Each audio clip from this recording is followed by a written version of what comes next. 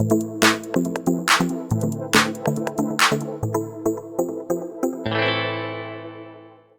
and welcome. I'm Dr. Rudra Mohan, your friendly neighborhood dentist, and as a part of the Oral Health channel, we are presenting to you the Let's Talk live interactive session. With me today is Dr. Rakesh Malhotra, a stalwart in the field of dentistry in India, an orthodontist, and it is my complete pleasure and privilege to introduce our guest today. So, Dr. Rakesh Malhotra has been an orthodontist, BDS, MDS, and FICD.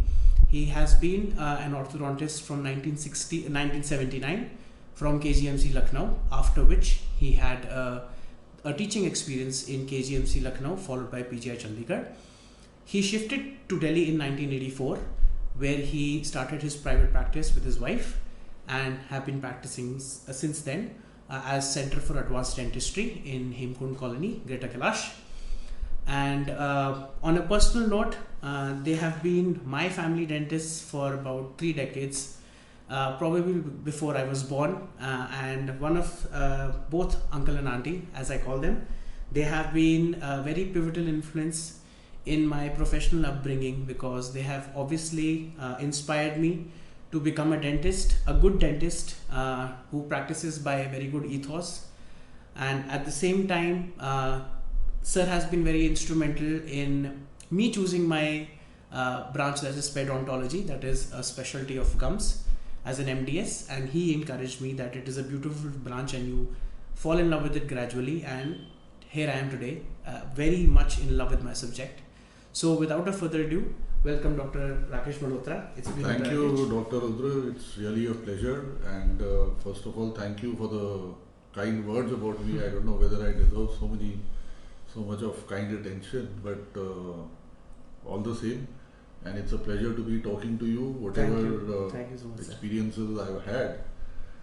So we can go ahead and start discussing. Yes, sir. So I would obviously at the outset, I would want to ask you how you began your journey as a dentist or before dentist. Like most of us, the dentists, let's be honest, we aspire to be either on the medical side, and then it's a whole thing that we fall, in the sense, in love with dentistry over a period of time. So what was your whole journey like from the start? Well, you are right. In our time also, it was the basic focus was in becoming a medical doctor, but destiny plays its own hand, and I got a merit-based call from the Lucknow Dental College, KGMC, which is part of the King George's Medical College, Lucknow. And I said, okay, fine, let me join this and get a feel of the medical college and how things are. And right in first year, I somehow or the other fell in love with with this profession right from the first year onwards. And in fact, my parents also encouraged that, look, dentistry would be a very up and coming field in the future, because there are not many qualified dentists around at that time, and this is right. I'm talking of 1973. Right. So anyhow, like I said, right from first year onwards, I fell in love, and the biggest push which I got was when I secured the merit position in my professional right. examinations, so that gave me a further boost. Right. That okay, great. So that's how the journey in dentistry started. Right. And fortunately, in our time, we had very great, inspiring teachers also. Right.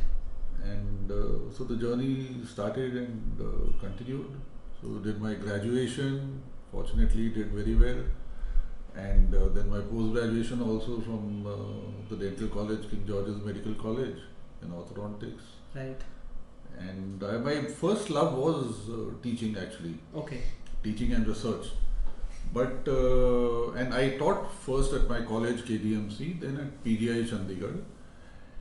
But then I realized, one is during those days, we used to have a system that all the teaching staff was appointed on ad hoc basis for 3 years, renewable every year. Right. And at the end of 3 years, if there was a government vacancy, you were absorbed there, otherwise you were on your own. Right. So that was a little unnerving. Okay. Right. And then finally, my parents were also pressuring that you come close to us. Right. And although they were not in Delhi, but in Meerut, suburb of Right. Delhi, but then so I took a jump and started practice here in Delhi. And me and my wife, by that time my wife had also completed her MDS, Right. and we took a small place on rent, Okay. and where it was a 2-bedroom flat on the first floor, and the drawing room we converted, we put one chair between the two of us, Okay. and it was a small waiting area and one chair, and then that's how we started practice. Great. But two pieces of advice which I got from, we got from my father and my wife's father, both of them said that, look, be honest to your patients. Beautiful. And that is what we sort of followed and built up a practice right from scratch. We did not know anyone, we didn't have any property also here in Delhi. Right. Now it's amazing, you may say, normally you can't imagine a clinic without a board or some kind of a signboard. Right. But the place we took on rent, the landlord said, okay, you can start a clinic, I'll let you start a clinic, but I won't let you put a board. Okay. All right. So you can't put in a board that this is a dental clinic or that sort of, because he was basically a very fine gentleman, nice but timid. Okay. And he didn't want any problems with the municipal authorities of Right. commercial rent or property tax or something. So he said, I won't let you put a board. Okay. So we had just a 4-inch by 10-inch nameplate. My name there, Dr. Rakesh Malhotra and Dr. Chaya Malhotra, and that's how we started. Right. So, but some or the other, one patient came, then 2 patients came, and then it's sort of started. Right.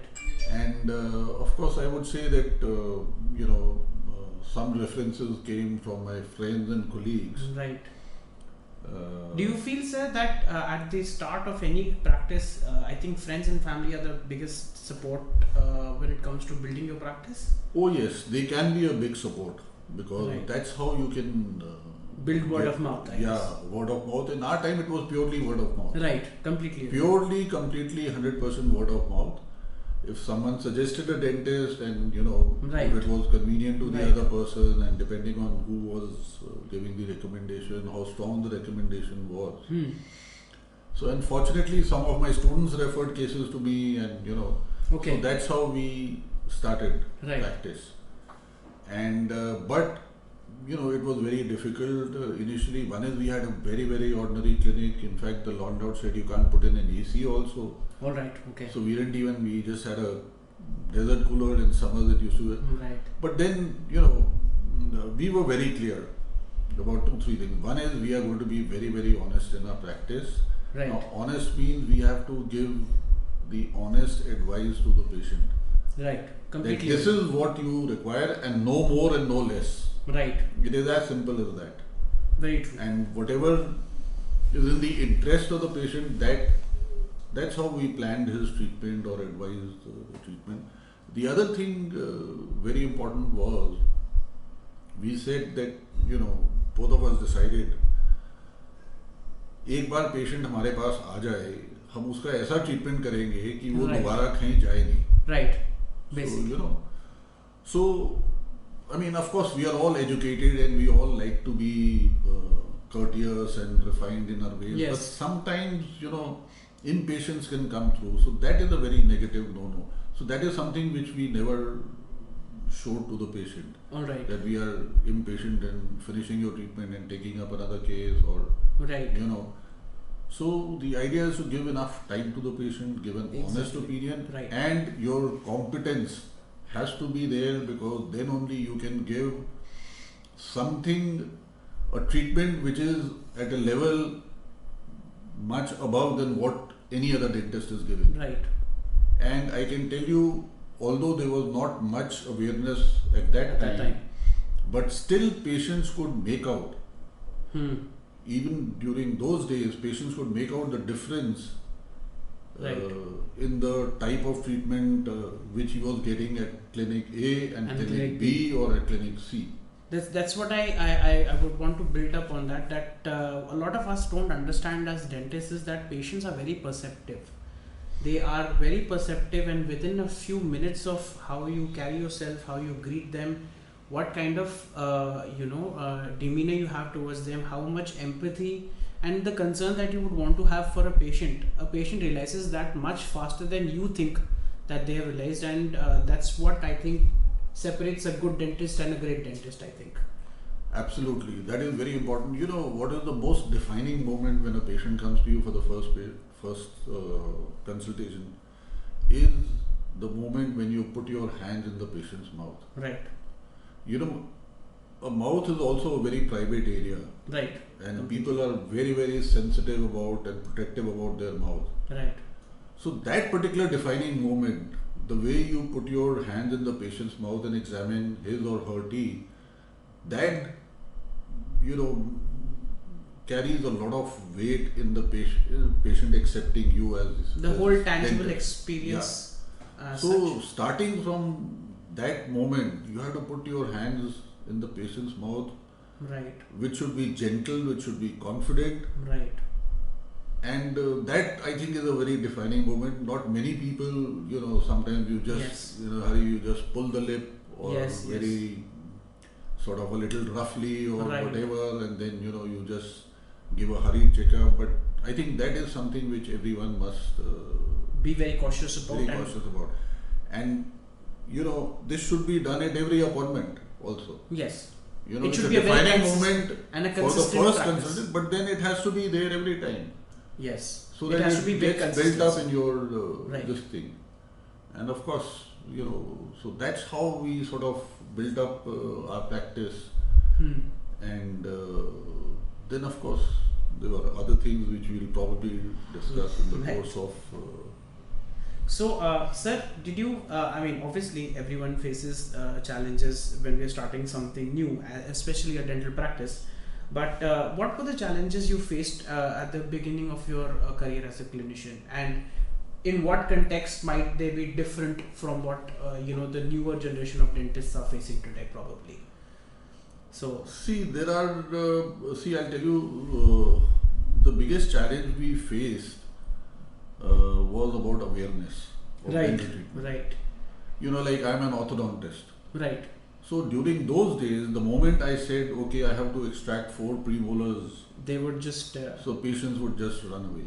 right, right, And they would not agree, and you know, there used to be a lot of this thing. And similarly for other treatment, like, you know, I'm talking of 1984 in a place like Delhi also. hmm. They were just about 4 or 5 orthodontists in Delhi. Hmm. And in practice, they were just 2 orthodontists or 3 orthodontists in practice. The rest were teaching in institutions.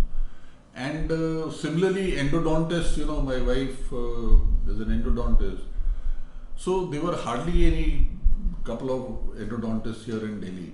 So the concept of root canal was not acceptable to the patient. Right, And obviously, the difference in charges of a root canal, doing a root canal and giving a crown was much more compared to vis-a-vis extracting a tooth, which Right. seemed to be an easy way out. and I still So- feel, sir, that there is that still people of that generation, they still visit our clinics, and I've still come across in my practice as well that they'll be like, I don't want to get a root canal, just get the tooth extracted. However, I think yes, the awareness has slightly No, but increased. it's the now.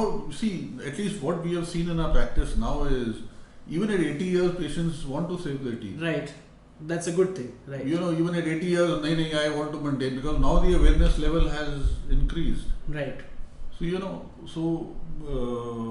that was one this thing, and then we had to explain to the patient that look, taking a tooth out is no treatment. It Exactly. is only adding on to your treatment because you'll need a replacement. right, If you don't get replaced, the missing tooth replaced, this is what is going to happen. right, right, So now replacement means you have to live with a denture that is costing you more, or if you want to bridge, that's going to cost you much more. So ultimately you end up cost-wise there only. right, right. But then, you know, it was always a struggle, this awareness part of it. Mhm. The other issue which is very funny, you know, we used to tell patients that look, dental problems are painless to begin with. Yes, The definitely. pain comes at a very later stage when the treatment becomes complicated, expensive, more number of visits, more time, more effort, Hmm. and more heavy on your pocket.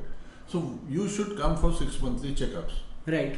Completely agree. Yes. so that we can catch things in the initial stages. Yes. Which makes logic sense. Lot of But sense. there were quite a few patients who told us at that time that doc, you are creating a recurring income for yourself by calling us at 6 months. You know, Right. कि कुछ ना कुछ तो काम हो ही जाएगा Right, तो कुछ ना right. कुछ income हो रही है. Right. Right. So we used to say, okay, fine, it's your choice. It's your choice. Yes. Right. So that was one challenge we faced. You know. Right. The other challenge was that both of us were young. Right. Okay, both of us were young, and there were many more experienced dentists already in practice. practitioners, yes. So it was very difficult to counter, and you won't believe it. In '84, there was this concept prevailing that root canal तो successful होता ही नहीं है. Right. Crown तो कभी टिकता ही नहीं है दांत के ऊपर, वो तो हर 2-3 महीने में लूज होता Lose रहेगा और होता आपको रहेगा. सीमेंट करवाना पड़ेगा, and you know. Right. So we had to battle all this, and initially for a couple of patients, you know, my wife did the root canal and the crown at 50% of the charge, Right. and she said after 2 months you give me the remaining 50% of the charge, Right. just to convince you. Just to convince. Right. And this actually happened in a couple of patients. Right. So then, and you know, the good thing that turned out was those couple of patients referred so many patients to us Right. that, you know, so that's how we sort of, started our journey. So this young versus old is probably It's still happening, sir. is still happening. Yes. And that Yes. probably is going to happen. Right. People don't However, take. Yes. That's what my advice to the young people is that be very steadfast in your opinion. Right. And be confident about your work and be very clear about your opinion. Be steadfast in your approach. Right. So if you are correct, some way or the other, the patient will come back to you. Right. I think we need to basically back our words with the kind of conviction through our skill as well, isn't it? That is the prime thing. You know, your Right. competence or level of skill. Right. You can sweet talk, but you need Sometime your or hands the to the other. talking. Yes, you That's can right. either do vocal treatment or you can do actual treatment. Right. Right. Completely. You know, agree. Yes. So, they're often on, there is, once the intraoral cameras were introduced about Right. 2 decades back or Yes. something. So they were initially patients were enamored with it or something, but in our practice we just used it for educational purpose Right. Right. and to show the hidden areas which you Which normally would not. couldn't see. Right. But beyond that, we got a feedback from some patients that look, we went to so and so dentist Right.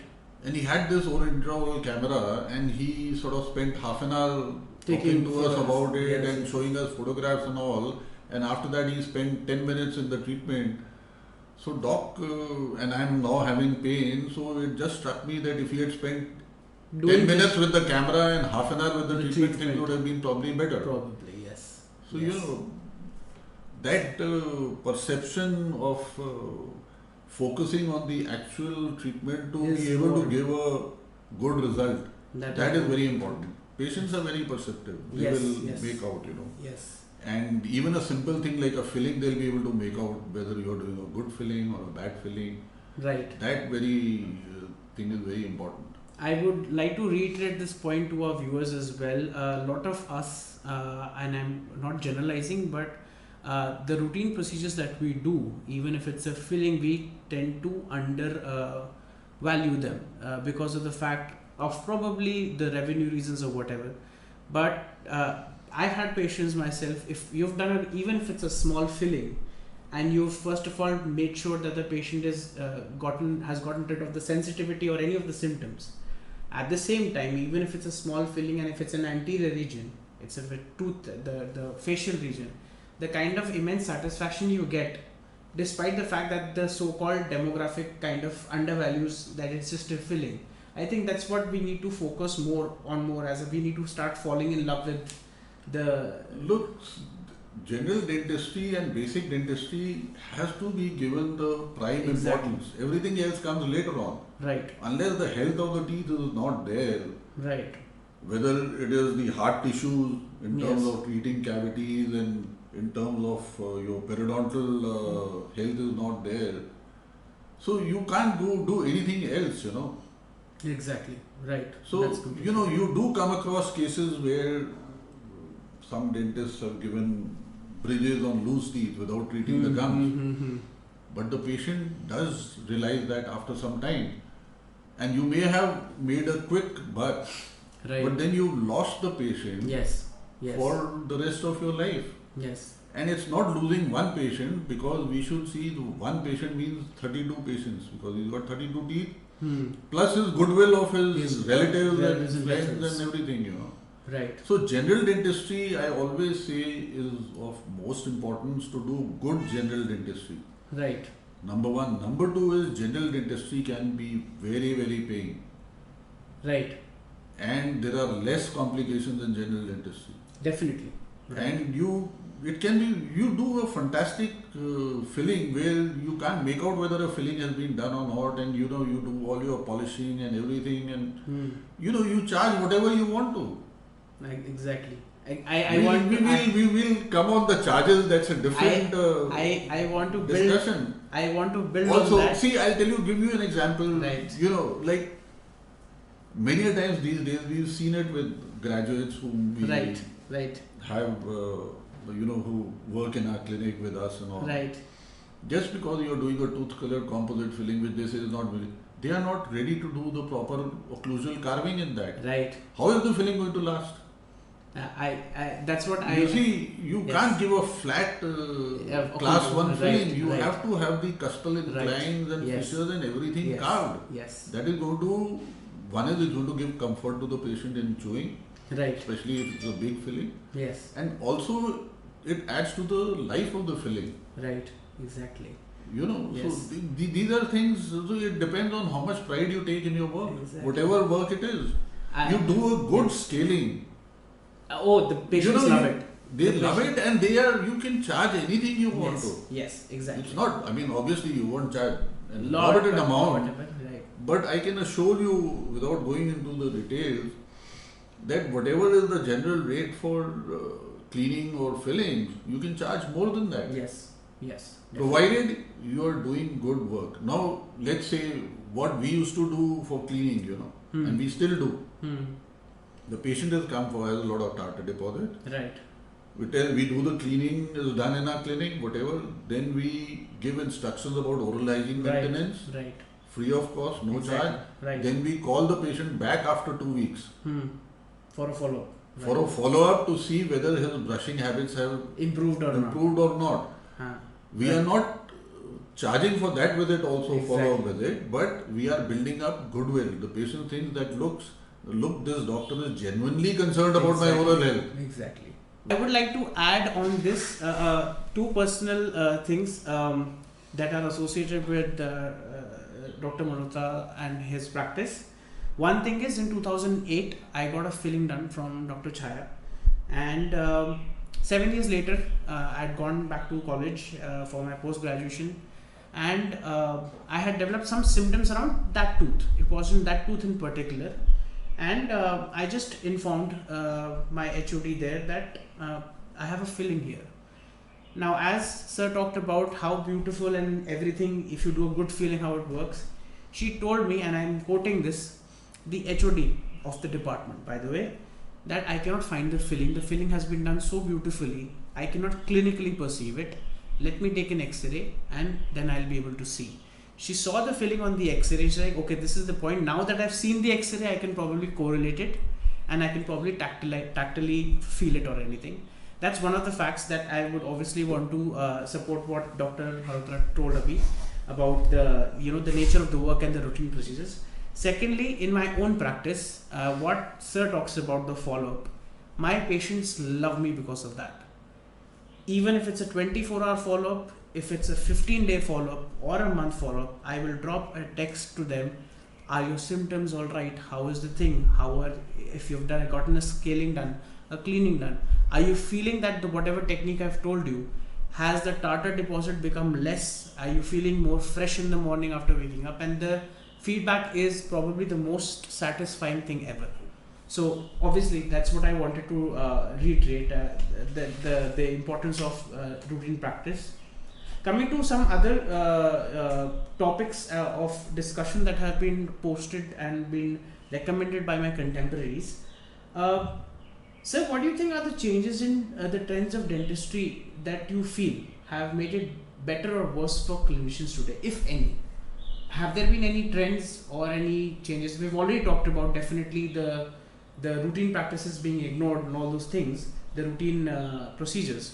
But any changes that you felt over the years that maybe has probably put us in a better position, or maybe rendered us in a position which might have not been as great as it was before, something of that sort?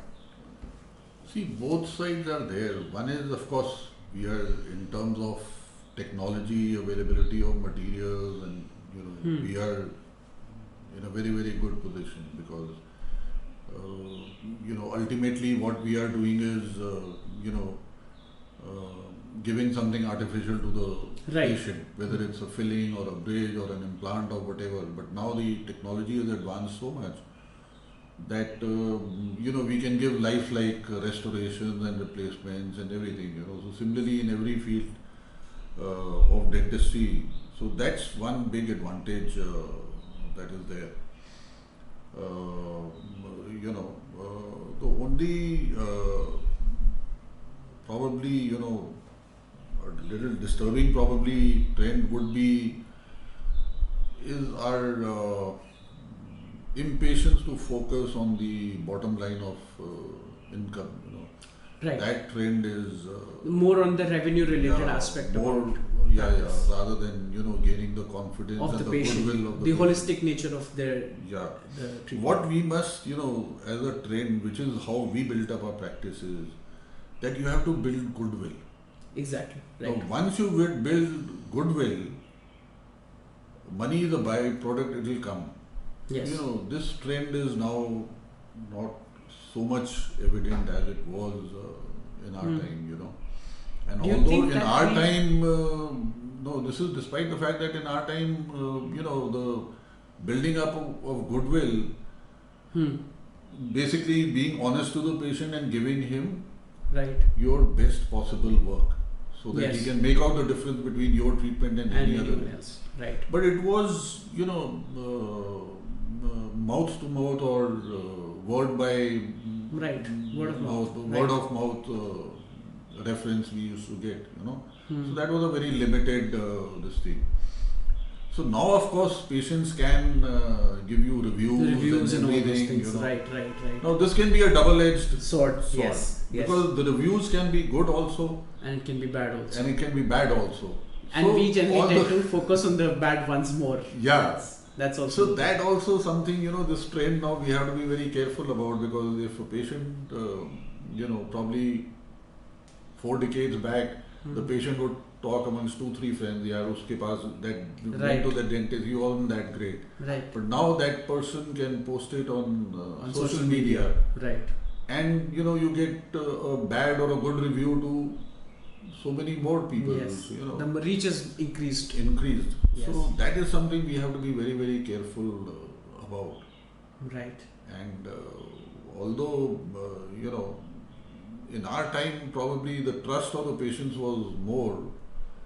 Do you feel it has slightly become more fragile over It has, for the medical professions also. Right. We see that on a daily basis. Yes. It's the same for the dental profession also. The doctor-patient relationship has gone, become very fragile, and Sir, that kind of a trust is not there. And whom to blame? I think probably both sides are equally. Do you think we've become more mechanized when it comes to treating patients? I mean, this is absolutely. That is, rather than being more humanistic and obviously harnessing the fact that obviously being very grateful that there's a human sitting in the chair and not just a tooth or not just a quick buck that way. I think that's where I think a lot of people need to really need to do some introspection about the fact that you are actually taking care of a human, despite the fact that maybe the so-called medical safety of the patient is not that compromised or not that much of reliability. I think we need to focus on the whole holistic and humanistic nature of our profession. That is very important. That is very important Right. because ultimately the patient is coming to you with a lot of trust, Right. and he obviously, is a human being, and we have to give, which is what I always talk about, especially in orthodontics, because in orthodontics there's so many appliances now available, Yes. mini screws, this, that, tags, and mini implants, and so many other appliances, and people are putting in so many appliances in the patient's mouth. We must respect the patient's mouth. That is very important. Agreed. And we have to view the patient as a whole.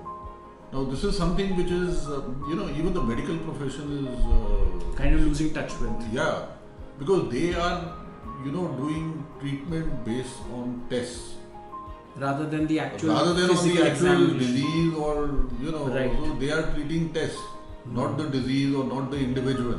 Right. So this is something we have to be very careful about also in dentistry. Not become, you see a hole and you just build it up Right. and that's it and all, I would like to reiterate on that point. A lot of times when I go for a consult to any other clinic, or maybe it's a new clinic, I have gotten this feedback that sir, आप थोड़ा consultation में time ज़्यादा लगाते हो. And obviously I'm not trying to blow my own trumpet, but I think the more you talk to a patient, the more you realize what the nature of the problem is, how much it has been troubling the patient, and what is the nature of the awareness and the prioritization of oral health in the patient's head or mind rather. that is where, like I said, We have to spend time with our patients. you have to spend time with the patient Right. and on the visit, and then follow up also, because ultimately if you don't have goodwill, It's not your practice is never going to flourish. right. There is only one way, and that is goodwill. And goodwill means 2-3 basic things: honesty in your approach, Right. your skill, very, very important. Yes. You give a next level of treatment to the patient. Right. So this is, and at the end of the day, we have to realize that patients are human beings and they come to us with a lot of trust. Right. We should not look at them as a source of revenue. Right. Absolutely.